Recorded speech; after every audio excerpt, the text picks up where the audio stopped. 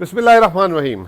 जैसा कि आपको मालूम है कि पाकिस्तान जो है कल वापस से ग्रे लिस्ट में अगले कह लें कि 4 माह या 1 साल के लिए FATF ने फैसला किया है कि पाकिस्तान को ग्रे लिस्ट में रखेंगे। और जो है मजमूई तौर पे उन्होंने कहा कि पाकिस्तान की कारकर्दगी जो है नहायत ही शानदार रही। 27 एक्शन प्लान दिए गए जिसमें से 26 में अमल दरामद हुआ। जो 27वां पॉइंट था उसमें जो है पार्शली यानी कि कुछ उन्होंने जो है हमने जो है उस पर भी पेशरफ्त की थी। अब FATF का कहना यह है कि पाकिस्तान में जो ये सारा कुछ मामला पाकिस्तान ने सख्त किया है, अब उन पे सज़ाई क्यों नहीं हो रही।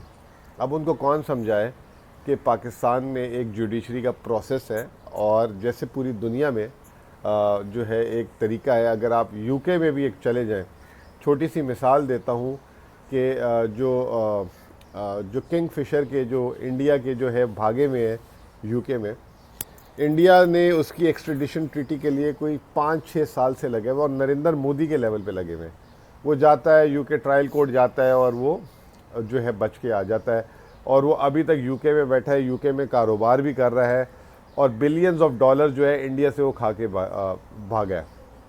ठीक है, लेकिन एक वहाँ का प्रोसेस है, कुछ नहीं कर सकते। पाकिस्तान ने इसी तरीके से अमल दरामद तमाम इश्यूज़ में कर दिया, मनी लॉन्ड्रिंग पे क्रैकडाउन कर दिया, यहाँ तक कि वो चीज़ें जो FATF के उसमें नहीं आती वो भी उन्होंने पाकिस्तान से करा ली। उसके बाद कहते हैं कि आपके यहाँ सज़ाएँ नहीं दी जा रही, तो वो जो है अभी हम आपको मज़ीद ग्रे लिस्ट में रखेंगे। तो जुडिशरी जैसे दुनिया में इंडिपेंडेंट है, पाकिस्तान में भी इंडिपेंडेंट है और वो समझती है, बेहतर समझती है कि किस तरीके से चीज़ें लेके चलनी है। बहरहाल मेरा अपना क्या ख्याल है कि FATF पाकिस्तान से क्या कराना चाह रहा है या पाकिस्तान के क्या FATF के क्या इरादे हैं। आज से लगभग 2 साल पहले अक्टूबर में 2019 अक्टूबर में मैं टर्की में था, वेकेशंस में था।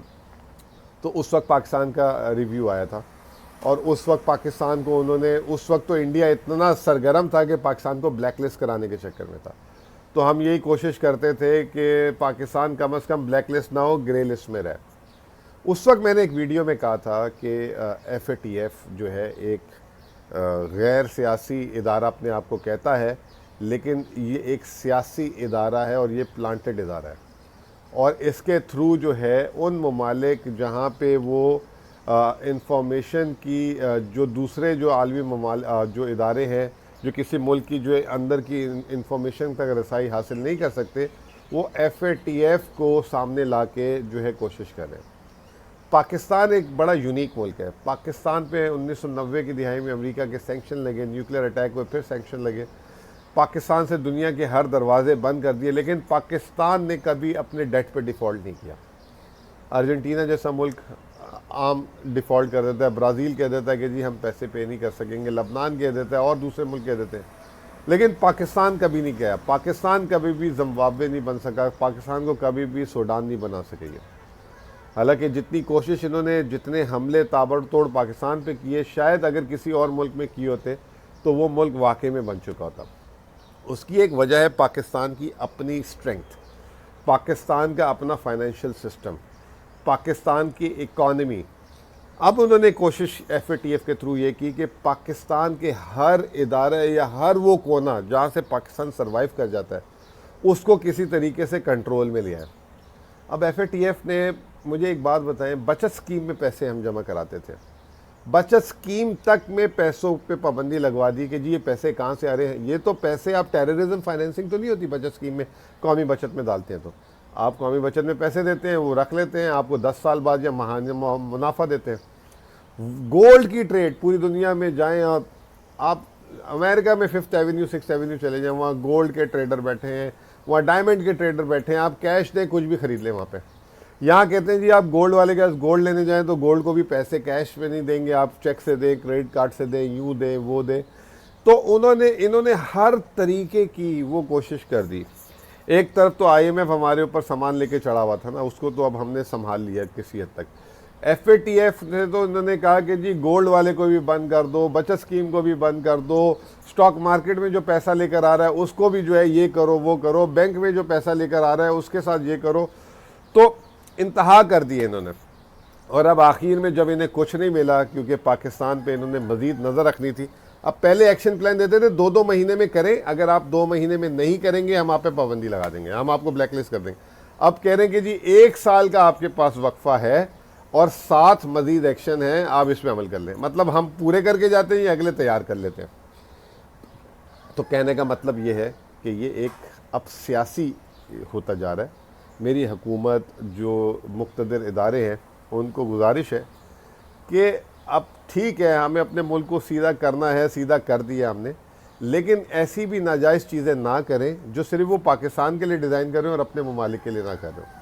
जैसे मैंने आपको यूके की एग्ज़ाम्पल दे दी, जो है विजय माल्या नाम था उस बंदे का, जो यूके में किंग फिशर वाला भागा था, ठीक है ना। अमेरिका में इस पूरी यूएनओ की रिपोर्ट है कि पूरी दुनिया में $2 ट्रिलियन से ज़्यादा की जो है मनी लॉन्ड्रिंग होती है, वो पाकिस्तान से तो नहीं होती। फिर पाकिस्तान की आज की कंप्लाइंस की पोजीशन अमेरिका से बेहतर है, स्विट्ज़रलैंड से बेहतर है, न्यूजीलैंड से बेहतर है, बहुत सारे गल्फ़ ममालिक से बेहतर है। तो पाकिस्तान का ग्रे लिस्ट में बनना बनता ही नहीं है, ये तो सिर्फ एक ड्रामेबाजी है। इंडिया का FATF का रिव्यू फरवरी में होना है, फरवरी से वो नहीं करवा रहा। अगर ये हम करें तो हमारे को तो ब्लैक लिस्ट कर देते हैं। और अब FATF ने कहा हम मुतमईन हो गए, हमारी जो APG ज़ेली इदारा है, जो एशिया पैसिफिक ग्रुप है, उसके कुछ खदशात हैं, उसको भी डालना है। चाइना की मिसाल ले लें, चाइना भी हमसे ज़्यादा नॉन कंप्लाइंट है। फिर सोने पे सुहागा देखें कि ये वो ममालिक हैं जो वोट करते हैं आपको ग्रे में रहना है, ब्लैक में रहना है, जो आपसे ज़्यादा नॉन कंप्लाइंट है। यानी कि आपने जज वो बना दिया, आपने की थी 100 रुपये की चोरी, और जो आपका जज बैठा है वो जो है लाख रुपए के चोरी के इल्ज़ाम में जो है मुजरिम है, वो आपका जो है ना फैसला कर रहा है बैठ के। तो है कि नहीं ज़्यादती भाई। तो मैं समझता हूँ well done Pakistan, well done इस जो है मुस्लिम लीग नून ने तो जो है जब आए थे तो ग्रे लिस्ट में आए थे, फिर वाइट लिस्ट में ब्रीफली निकाला, फिर ग्रे लिस्ट में छोड़ गए। ये हुकूमत मुसलसल जिस तरीके से ताबड़तोड़ जो चीज़ें हो रही है, कोशिश करके जो है अभी तक जो है इन्होंने कंप्लाइंस कर दी और दुनिया को दिखा भी दिया और उनके मुंह से इकरार भी करा दिया। अब इसके बाद अगर ये हो तो फिर हमारा ये इस हुकूमत का कसूर दिए, ये पाकिस्तान के ख़िलाफ़ साजिश है। और बराए मेहरबानी ये जो हमारी जो सियासी जमातें हैं, मुस्लिम लीग नून ग्रे लिस्ट में आए, वाइट में गए और ख़ुद ग्रे में छोड़ के गए और कल से सियासत कर रहे हैं। भाई अगर आपकी वजह से ये हुए थे, अगर आप कुछ अच्छा नहीं कर सकते ना तो बुरा भी ना करें। इस मामले में पाकिस्तान के साथ खड़े होएं और दुनिया को तनकीद करें। आप उन ममालिक में बैठे हुए तो आपको वो जो है वहाँ पे बिठा के रखा है, तो उसका ये मतलब नहीं है कि आप जो है वहाँ से बदतमीज़ी करें और वहाँ से जो है उल्टे सीधे इल्ज़ाम और अपने आप को पारसा समझें। आप ही के ये अकाउंटों की बातें हो रही हैं ये सारी, और ये जो है आप अपने मुल्क की तरफ देखें और मुल्क की किसी एक चीज़ में तो यूनाइट हो जाए। इससे जो है ना मुझे अंदाज़ा होता है कभी कभार कि आपका कोई मुल्क से लेना देना नहीं है, सिर्फ पावर और सीट से लेना देना है। बहुत बहुत शुक्रिया।